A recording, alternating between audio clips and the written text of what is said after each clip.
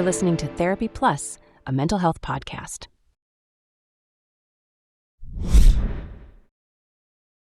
The views and opinions expressed by the guest speaker on this episode are solely those of the guest. The content shared is intended for informational purposes only and should not be construed as professional advice or endorsement.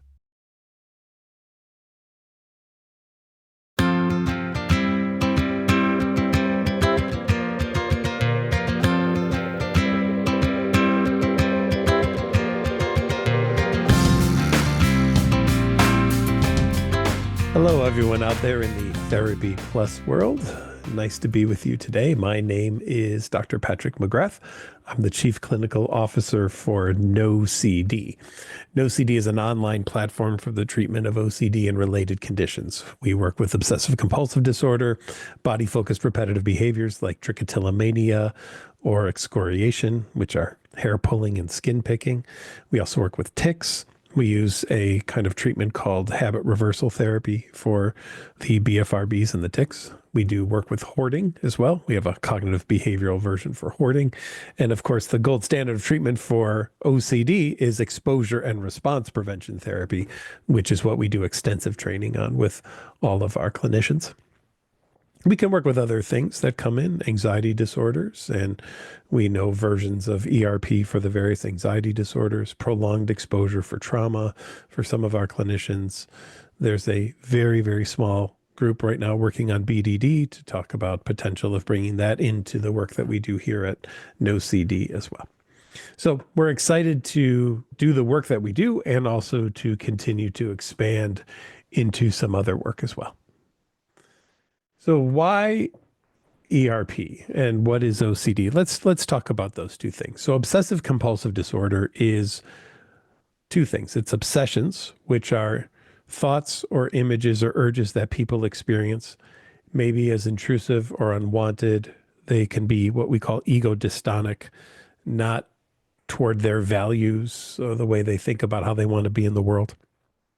And when they have these thoughts and images and urges, they want to do something to try to neutralize them right away, potentially out of some kind of fear that if they don't and a bad thing happens, it could be their fault, or just the negative reaction that they have to it that they want to make go away. Could be a feeling of disgust or shame or guilt or anxiety or some kind of discomfort that somebody has.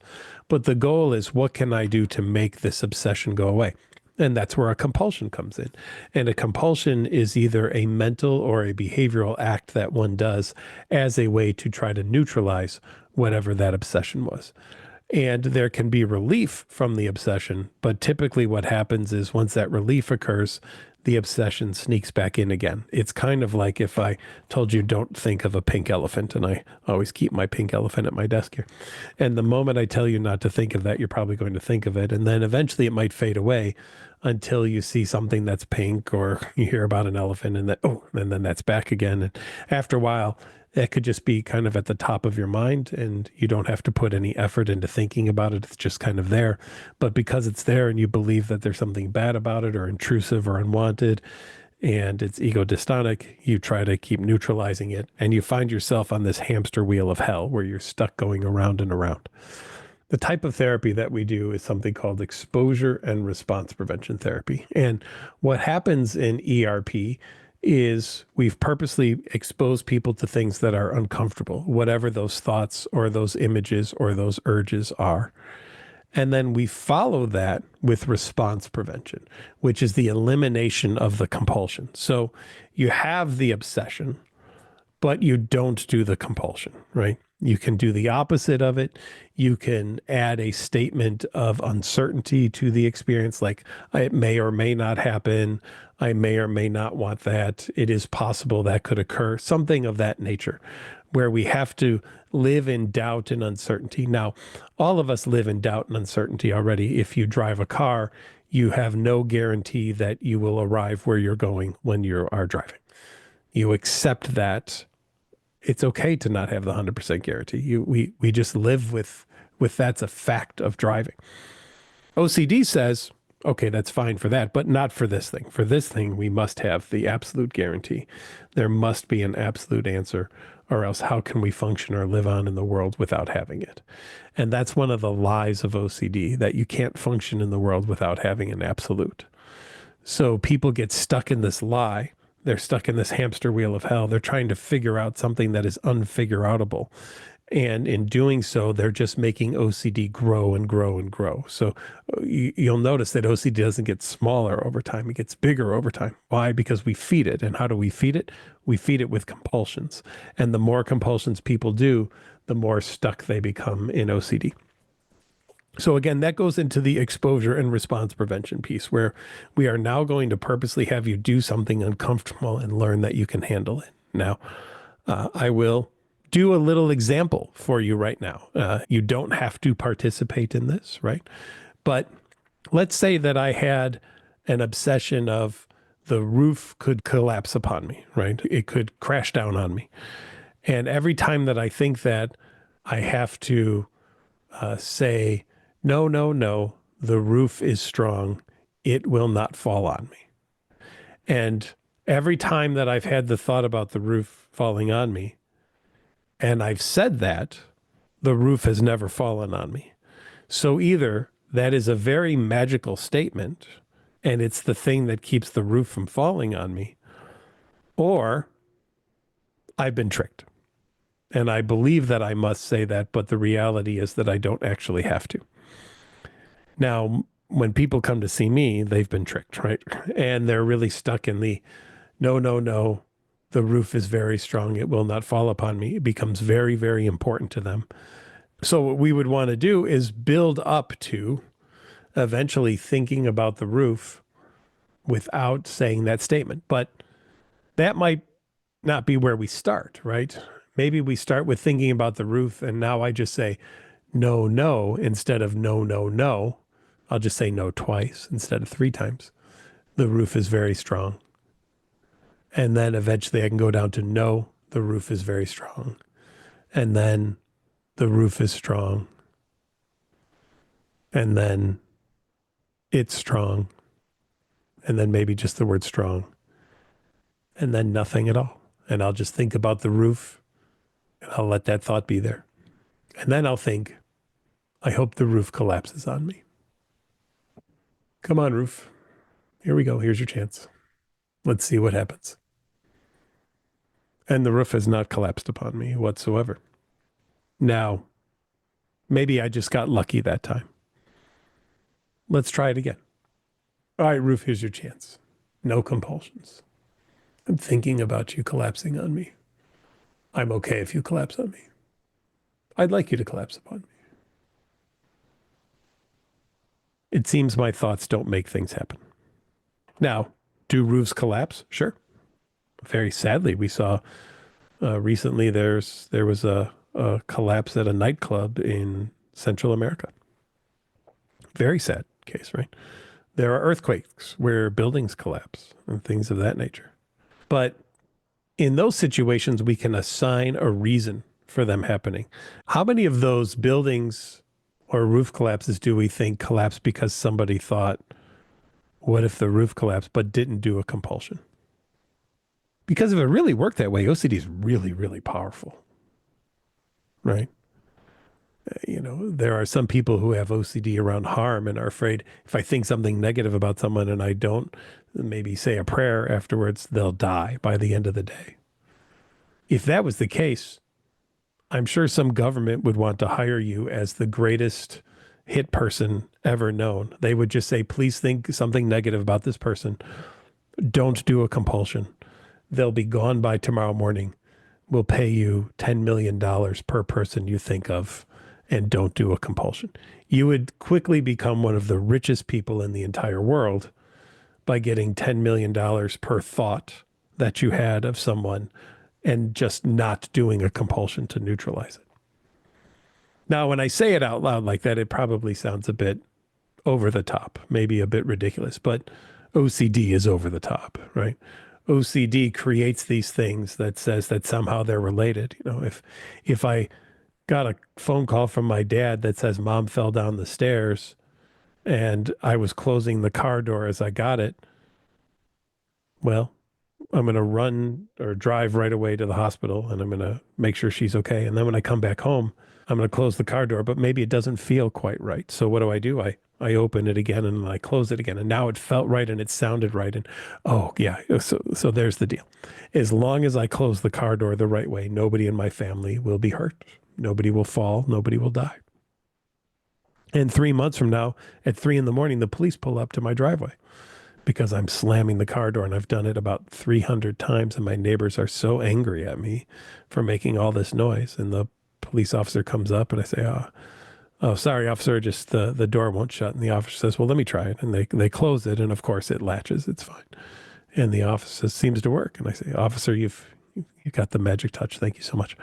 I'm sorry for disturbing everyone. I'll just going to pull the car in the garage and shut the door. Okay, sir. And so they walk away, and I go into the garage, shut the door for the garage. But then what am I going to do? That officer didn't close the car door the right way, obviously, right? It didn't sound quite right. So I'm just going to be in my garage, shutting the door until I get the just right feeling, which might take another 200 or 300 times until I get it to feel just right. I want someone to not do that. I want someone to purposely eventually get to something where they're doing it, quote unquote, the wrong way, which is the non-OCD way. It doesn't mean that it's illegal or immoral or anything like that. It just means that it's not what OCD wants. And I want someone to learn that I can get through life without listening to OCD and having to do what it tells me to do. Because if OCD was a good thing and it was helpful, my job would be to give OCD to people. I would go up to folks who are having a tough day and say, hey, seems like you're having kind of a rough day there. Have you considered some compulsions? I think they would really be helpful in this situation. Well, I'd lose my license for that, right? No, nobody would ever want that. Now, some of the challenges with ERP are, I think, some misinformation. Number one, we don't make anybody do anything. So I just want to clear that up really fast. I've never once forced anyone to do any kind of ERP exercise. And we don't throw people in the deep end of the pool. We stick a toe in the water and we build from there. So we create a hierarchy and we gradually build up to doing more and more difficult things. And it's collaborative. I'm going to do it too. I would never ask anybody to do something that I wouldn't be willing to do. I just don't see how you could do this work and be asking someone to do something, but showing fear about it, right? Because that would just show them that this would be frightening and scary. So I've got to face whatever it is. And I have done that. I have stood at the tops of stairs with people behind me who are afraid, what if I bump into someone while I'm on the stairs and it causes them to fall? And so I've had them stand right behind me or walk past me on the stairs, and even thinking about bumping into me while they're doing it, to learn that thoughts, images, urges don't make things happen. They are not causal effects. They can be feared, right? People with OCD will say, why does it feel so real? Because OCD triggers the fight, flight, or freeze response. And we've learned throughout our entire lives that when that gets triggered, there's some real danger around and we better do something about it. So why wouldn't we feel that in an OCD situation as well? It makes sense, right? So we know that OCD is going to trigger that fight, flight, or freeze response. And we want to teach people that it's a false flag, that they don't have to pay attention to that they can move on from it, and they can have that trigger and not be in danger. I liken it to virtual reality. If you're standing with me on a soccer field, right? Purely flat surface. And then I put a VR goggle on you and I turn it on and I say, look down, and you look down and there's a cliff in front of you. You're probably going to take a step backward.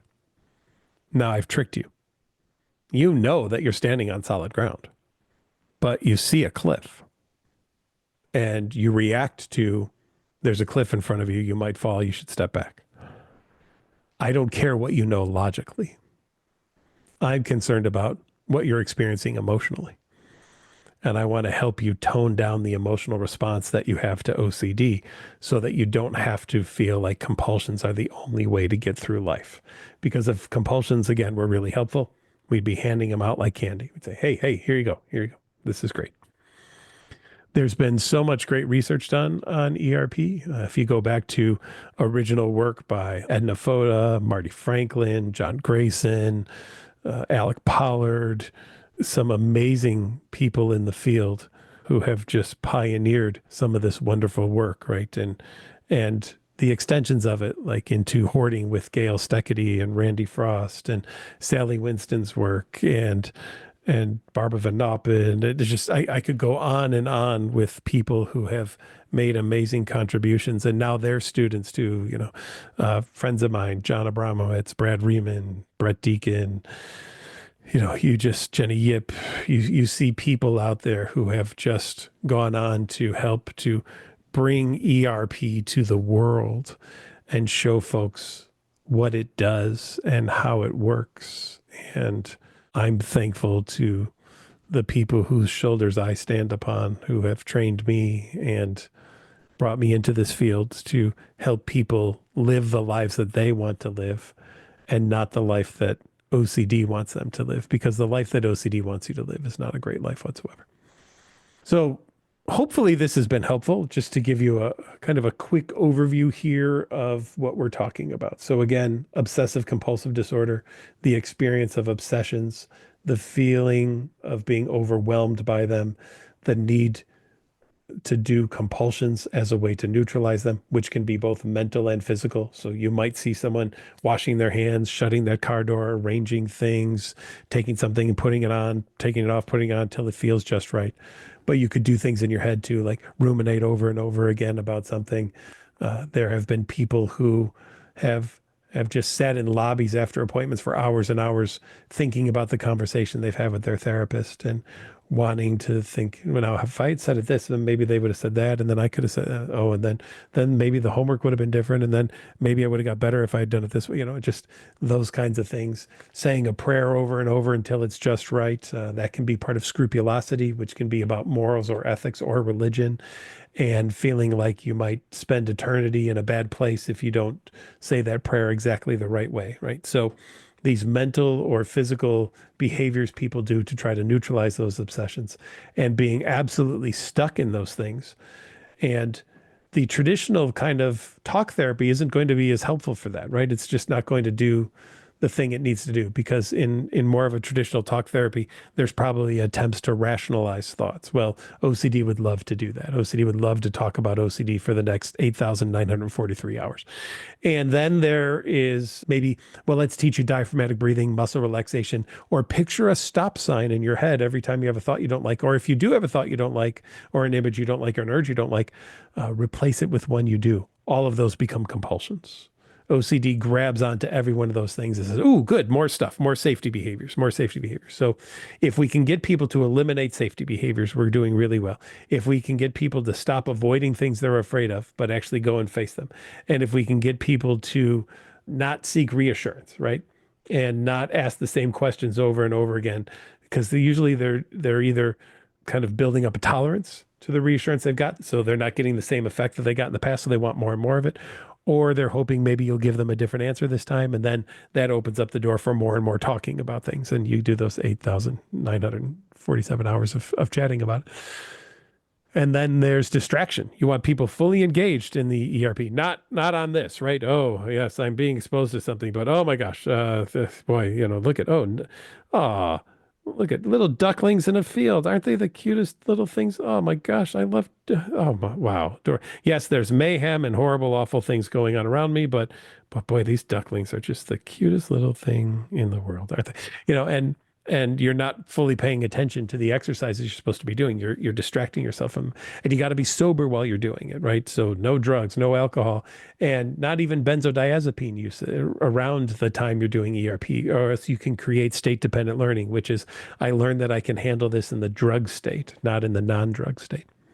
And finally, we're going to have people not do compulsions, get rid of those mental or behavioral acts that people do to neutralize the obsessions. And when people do that, again, they start to live the life that they want to live and not the life that OCD wants them to live. It sounds simple. It's not easy to do. It's a very, very brave thing when people face their fears. But remember, you can only be brave if first you're afraid, right? And so we want to help people who are afraid, because that's what OCD is. It's based in that fear, or who are full of shame or disgust or whatever unwanted emotion, who are filled with these unwanted emotions. We want them to learn they can handle them, that they've been tricked, and that OCD is a mirage, right? It really can't make anything happen, but it can sure pull on the emotional strings to get you to believe that it can, right? So my goal for all of you out there watching, if you have OCD, reach out to a professional who's trained in exposure and response prevention therapy who can help you. And if you are looking for that help and you want it, well, we can do that here at NOCD. One of the things we've done at NOCD is we've published the 2 largest studies in obsessive compulsive disorder ever, one for adults and one for children and adolescents. And we've shown that this works amazingly well virtually. You don't have to be in person to do this great work. You can do this virtually, which means therapy can be accessible to almost anyone now, as long as they have access to the internet in some way. So my hope for you, living that life you want to live. And if you're looking for some help with that, check us out at nocd.com. That's NOCD.com. Thanks. Appreciate the time.